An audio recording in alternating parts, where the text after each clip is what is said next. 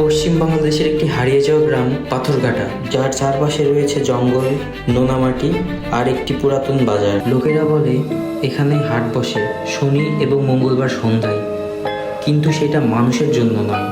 একজন তরুণ যার নাম রাফসান পুরাতন লোককথা নিয়ে ভিডিও বানায়। সে পাথরঘাটার গল্প শুনে আসে গবেষণার জন্য। গ্রামের লোকেরা তাকে সাবধান করে, সবাই তাকে বলে ভোরেও সন্ধ্যার দিকে বাসা থেকে বের হইও না, দরজা বন্ধ রাখো। রাফসান ভাবলো গল্প যত ভয়ঙ্কর, ভিডিও তত বেশি ভাইরাল। দেখতে দেখতে চলে এলো মঙ্গলবার সন্ধ্যা। রাফসান একাই বাজারে যায়। চোখে দেখে সব দোকানই খোলা, কিন্তু বিক্রেতাদের মুখ ঢাকা আছে। একটি চালা দোকানে সে ঢোকে। দোকানদার তাকে জিজ্ঞাসা করে, আপনি কি মানুষ নাকি ভুল করে এখানে ঢুকে পড়েছেন?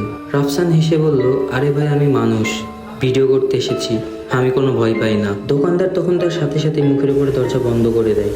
ঠিক তখনই রাফসান পিছনে তাকিয়ে দেখে একটা কালো ছায়া তাকে পিছনে ঘিরে আসে। আর ওই ছায়াগুলো রাফসানকে বলছে, ভয়ের কিছু নেই, এখন আপনি আমাদেরই লোক। পরের দিন সকালেই গ্রামের রাস্তার পাশে পাওয়া যায় রাফসানের একজোড়া জুতা।